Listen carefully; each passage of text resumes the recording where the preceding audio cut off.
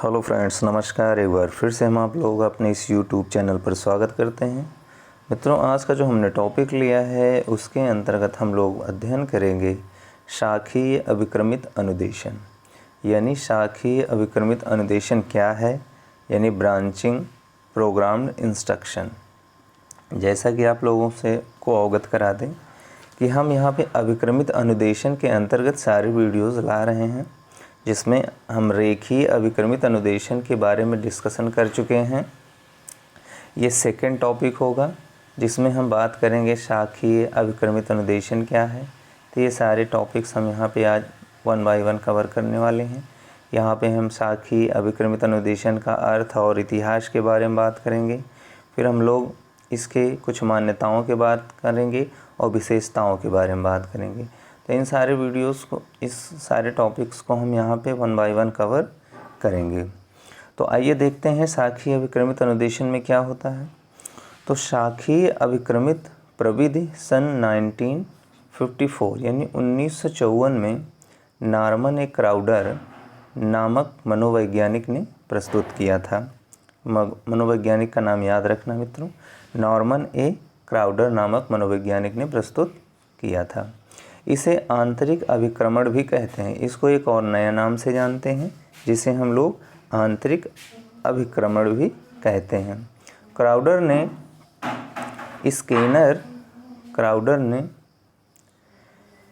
Skinner के अभिक्रमित अनुदेशन की कटु आलोचना की थी। ध्यान से देखिए, जो स्कीनर ने रेखीय अभिक्रमित अनुदेशन दिया था उसकी इन्होंने आलोचना किया था, और उस आलोचना में इन्होंने क्या कहा था, इस बात को हम यहाँ से देखते हैं। उन्होंने कहा कि एक ही ढंग के सभी प्रकार की योग्यता वाले छात्रों को अध्ययन करने के लिए विवश करना। जैसे कि रेखीय अभिक्रमित अनुदेशन में क्या था कि कोई बच्चा पहले समस्या को सॉल्व कर लेता था, तभी वो दूसरी समस्या पे पहुँच पाता था, और जब दूसरी समस्या सॉल्व कर लेता था तो तीसरी समस्या पे पहुंच पाता था।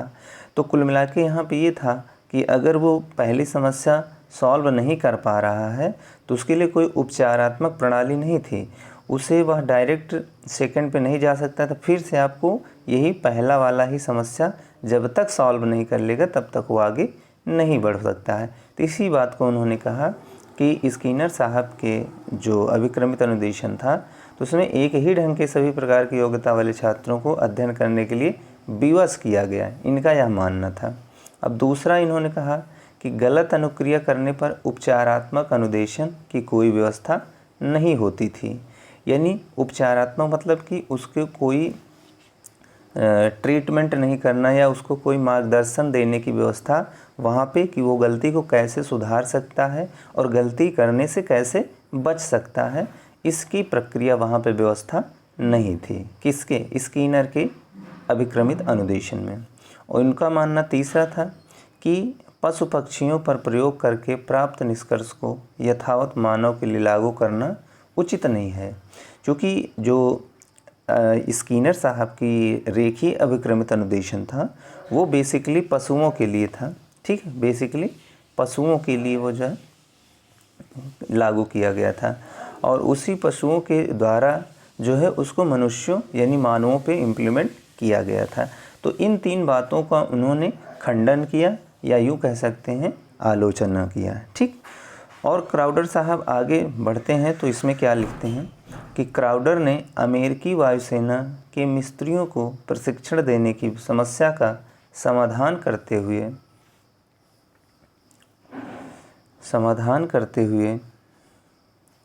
शाखीय अभिक्रमित अनुदेशन प्रविधि का प्रतिपादन किया था। कुल मिला के ये भी याद रखना है, क्राउडर ने अपना शाखीय अभिक्रमित अनुदेशन किसके लिए सबसे पहले बनाया, तो अमेरिका के में बनाया, और ख़ास करके वायु सेना के मिस्त्रियों को प्रशिक्षण देने के लिए बनाया था। तो ये ध्यान रखना है आपको, वायुसेना के मिस्त्रियों को प्रशिक्षण देने की समस्या का समाधान करते हुए शाखीय अभिक्रमित अनुदेशन प्रविधि का प्रतिपादन किया गया था। फिर इसी क्रम में हम लोग आगे बढ़ेंगे तो शाखीय अभिक्रमित अनुदेशन की मान्यताएं क्या थी, इसके बारे में आपको विशेष रूप से जानकारी होना चाहिए। शाखीय अभिक्रमित अनुदेशन की मान्यता यह था कि जैसे पहला, छात्रों की गलत अनुक्रिया अधिगम में बाधक नहीं होती हैं, वरन अध्ययन के लिए दिशा प्रदान करती है। कहने का तात्पर्य यहाँ से यह है कि अगर कोई छात्र किसी टॉपिक्स में वो गलती कर देता है तो उनमें यह एक व्यवस्था थी कि जो गलती कर रहा है विद्यार्थी उसको उस गलती का एहसास कराया जाए और उस गलती के एहसास से वो सही मार्गदर्शन में चलने का प्रोसेस अपने आप ही प्रदान करे। तो इसलिए उनके अध्ययन में एक दिशा प्रदान कर दी जाती थी कि बच्चा किस तरीके से गलती करके आगे बढ़ सकता है। दूसरी बात इनके में था कि प्रश्नों का जो उद्देश्य था छात्रों के ज्ञान का परीक्षण करना नहीं है वरन निदान करना है। इनका जो प्रोसेस था उसमें ये कहा गया कि हम किसी बालक के ज्ञान का हम निरीक्षण नहीं कर रहे हैं, ये ध्यान दीजिएगा, हम उनकी समस्याओं का निदान करने का प्रयास करेंगे। मतलब शाखीय अनुक्रम अभिक्रमित अनुदेशन में हम किसी बच्चे का ज्ञान या IQ लेवल नहीं टेस्ट करते हैं, वरन हम उनके समस्या का निदान किस तरीके से कर सकते हैं उस प्रकार के प्रश्नों को वहाँ पे रखे जाते थे। तीसरा इनकी मान्यताएं थी कि पाठ्य वस्तु को संपूर्ण रूप से प्रस्तुत करने से वह उसे सुगमता पूर्वक सीख सकते हैं। यानी जो पाठ्य वस्तु था, स्किनर रेखीय अभिक्रमित अनुदेशन में क्या था, उनके में ये था मित्रों कि वो पाठ्य वस्तु को छोटे छोटे भागों में देते थे, ठीक। लेकिन यहाँ पे क्राउडर साहब ने क्या किया कि पाठ्यक्रम संपूर्ण रूप से देते थे विद्यार्थियों को, कि पूरा संपूर्ण रूप से वह अध्ययन करें और अध्ययन करने के बाद उसमें से वो निचोड़ निकाल के उस समस्या कोई भी प्रश्न आता है तो वो स्वयं समाधान करने का प्रयास करें। इसलिए इनकी जो पाठ्य वस्तु थी या पाठ्य सामग्री थी वो संपूर्ण रूप से विस्तृत होती थी, ठीक है। चौथा आदमी था, छात्र द्वारा गलत अनुक्रिया देने पर उपचारात्मक शिक्षण प्रदान करने से अनुदेशन अधिक प्रभावित होता है। इनका यह मानना था कि अगर छात्र गलत अनुक्रिया कर रहा है तो उसके अंतर्गत हम उपचारात्मक व्यवस्था या उपचारात्मक शिक्षण की व्यवस्था भी हम लोग करते हैं। तो इसलिए ये थोड़ा सा रेखीय अभिक्रमित अनुदेशन से बेटर कंडीशन में शिक्षण प्रक्रिया के अंतर्गत आ जाता है। यह अच्छे अनुदेशन प्रक्रिया के अंतर्गत माना जाता है। और इसमें पांचवा प्रक्रिया था कि बहुविकल्प प्रश्न में सही उत्तर का चयन करने से प्रत्यय को समझना व सीखने में सहजता होती थी। यानी जो बहुविकल्प प्रश्न थे उसमें जब हम उसके उपचारात्मक प्रणाली की व्यवस्था को अपनाते थे तो बहुविकल्पीय प्रश्नों का उत्तर सही चयन करने में उसको बच्चे को सहजता, समझदारी और सीखने में सहायता मिलती थी। तो ये इनकी कुछ मान्यताएं थे और जो कि बहुत ही बेहतर था।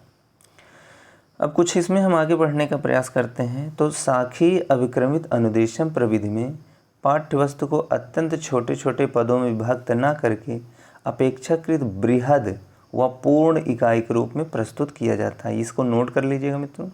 जो छोटे छोटे पद होते थे, छोटे छोटे पद ये रेखीय में बहुत होते थे, रेखीय अभिक्रमित अनुदेशन में होते थे।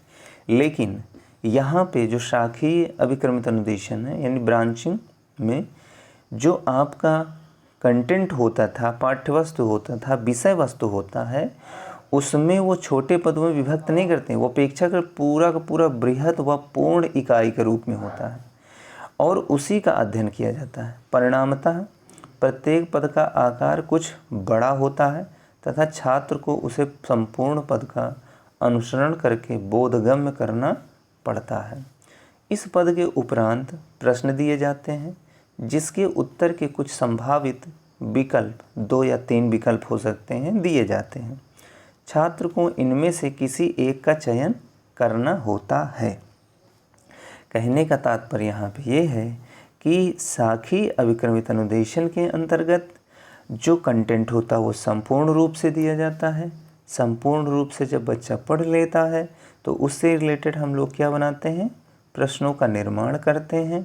प्रश्नों का निर्माण किस तरीके करते हैं? बहुविकल्पीय प्रश्नों का निर्माण करते हैं और उस बहुविकल्पीय प्रश्नों के अंतर्गत वह बच्चा स्वयं सही ऑप्शन का सिलेक्शन करता है। ठीक है। इसके बाद हम लोग आगे बढ़ने का प्रयास करते हैं। तो शाखीय अभिक्रम अन्वेषण की प्रविधि में पाठ्यवस्तु को ये 2-3 विकल्प दिए जाते हैं।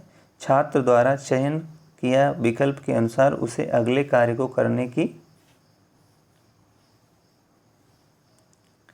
किसी एक चयन करना होता है। छात्र चयन किया विकल्प के अनुसार उसे अगले कार्य करने के निर्देश दिया जाता है। प्रत्येक पद से कई शाखाएं निकलती हैं एवं अपनी प्रतिक्रिया के अनुसार छात्र किसी एक शाखा पर आगे बढ़ता है एवं बाद में पुनः मुख्य तने पर लौट आता है। कुल मिला के आपके पास जब आपका कंटेंट होता है तो कंटेंट के अकॉर्डिंग कई सारे ब्रांचेस आपको दिखाई देते हैं, 1, 2, 3।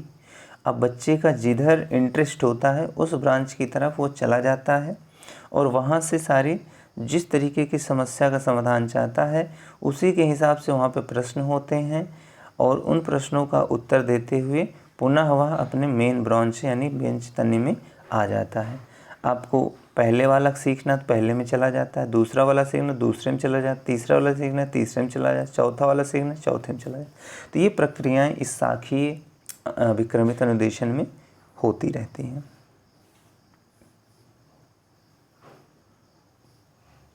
ठीक है। तो इस प्रकार से हम लोग शाखीय अभिक्रमित अनुदेशन की बात कर सकते हैं। अब अगर हम इसी में बात करें तो जो रेखीय अभिक्रमित था, रेखीय वर्सेस शाखीय, तो यहाँ से हम लोग क्या समझ पा रहे हैं? देखो, जो रेखीय अभिक्रमित अनुदेशन था इसमें निदानात्मक प्रणाली नहीं था। निदान करना या उपचार करना आदि व्यवस्थाएं नहीं प्रदान थी, लेकिन यहाँ पे ये सारी व्यवस्थाएं थी और विषय वस्तु को छोटे छोटे पदों में बांटे जाते थे। रेखीय में छोटे छोटे में, यहाँ पे इसका बिल्कुल उल्टा है। यहाँ निदानात्मक व्यवस्थाएं थी, उपचारात्मक व्यवस्थाएं थे और पाठ्यक्रम जो है संपूर्ण था। तो इस तरीके से रेखीय और शाखीय अभिक्रमित अनुदेशन में बेसिकली अंतर समझ सकते हैं। रेखीय का प्रतिपादन स्किनर ने किया था, और शाखीय का क्राउडर। ठीक, तो हम फिर मिलते हैं नए वीडियो के साथ। तब तक मित्रों, जय हिंद।